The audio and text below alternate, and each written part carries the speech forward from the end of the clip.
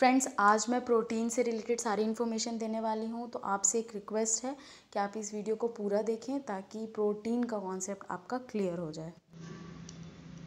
Protein क्या है? Protein अधिक अणुभार वाले नाइट्रोजन युक्त पदार्थ होते हैं जिसका निर्माण कार्बन, हाइड्रोजन, ऑक्सीजन और नाइट्रोजन तत्वों के अणुओं से मिलकर बना होता है। ये यौगिक अमीनो अम्ल से मिलकर बना होता है। प्रोटीन अपने भौतिक और रासायनिक गुण में काफ़ी अलग होते हैं, लेकिन सभी में नाइट्रोजन मौजूद होता है।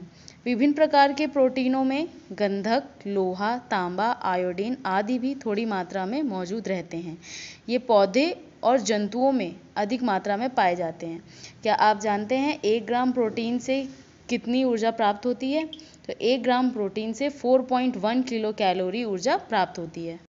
फ्रेंड्स, जैसे मैंने बताया कि प्रोटीन अमीनो अम्ल यौगिक से मिलकर बना होता है, तो अब हमें ये जानना ज़रूरी है कि अमीनो अम्ल क्या होता है। Amino acid amine carboxyl functional groups साथ ही साइड चेन R से मिलकर बना होता है, जिसका फॉर्मूला H2NCHRCOOH होता है, जिसमें R ऑर्गेनिक सब्सटेंट है जिसे साइड चेन कहते हैं। अमीनो एसिड्स में कार्बन, हाइड्रोजन, ऑक्सीजन और नाइट्रोजन तत्व पाए जाते हैं। प्रोटीन के फॉर्म में अमीनो एसिड हमारे शरीर की मसल्स यानी मांसपेशियां और टिश्यूज़ यानी कोशिकाओं का बचा हुआ सेकेंड लार्जेस्ट कंपोनेंट होता है।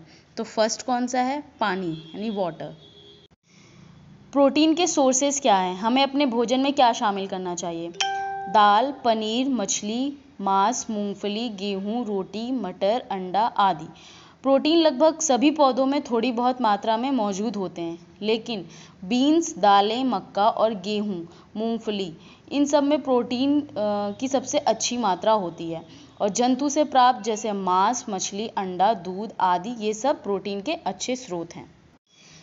चलिए अब देखते हैं कि प्रोटीन के कार्य क्या हैं, इनके फंक्शंस क्या हैं। ये हमारे शरीर को ऊर्जा और ऊष्मा प्रदान करता है, शरीर की वृद्धि में सहायक होता है, रोग प्रतिरोधक क्षमता यानी इम्यून सिस्टम को स्ट्रॉन्ग करता है। ये हमारे शरीर में एंटीबॉडीज़ का निर्माण करता है, कोशिका के जीव द्रव्य यानी प्रोटोप्लाज्म का निर्माण करता है, नए सेल्स और टिश्यूज़ का निर्माण करता है जैसे कि त्वचा, पेशियाँ, अस्थियाँ, रुधिर, साथ ही टूटे फूटे ऊतकों यानी टिश्यूज़ की मरम्मत करता है।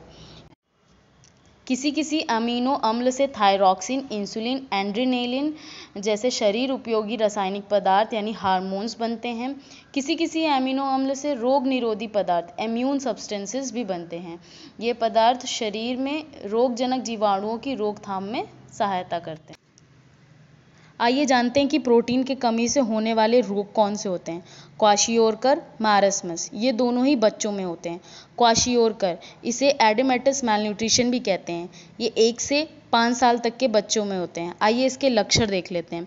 त्वचा का फटना, पैरों का फूल जाना, बालों का सूखना, बालों की चमक चली जाना, पेट का फूलना, लीवर का बढ़ना, रक्त की कमी।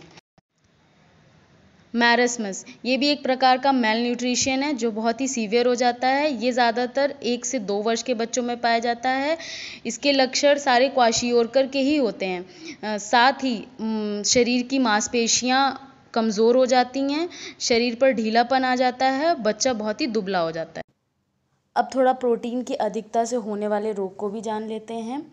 प्रोटीन की मात्रा अधिक होने से कार्बोहाइड्रेट का सेवन कम हो जाता है, जिससे शरीर को फाइबर ज़्यादा नहीं मिल पाता।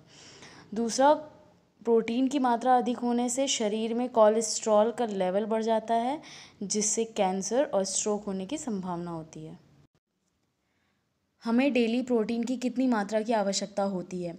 टीनेजर्स में लगभग 16 से 18 वर्ष के लड़कों को 78 ग्राम की आवश्यकता होती है, लड़कियों को 63 ग्राम की आवश्यकता होती है, प्रेग्नेंट औरतों को 63 ग्राम, जबकि ब्रेस्ट फीडिंग मदर्स को 75 ग्राम की आवश्यकता होती है।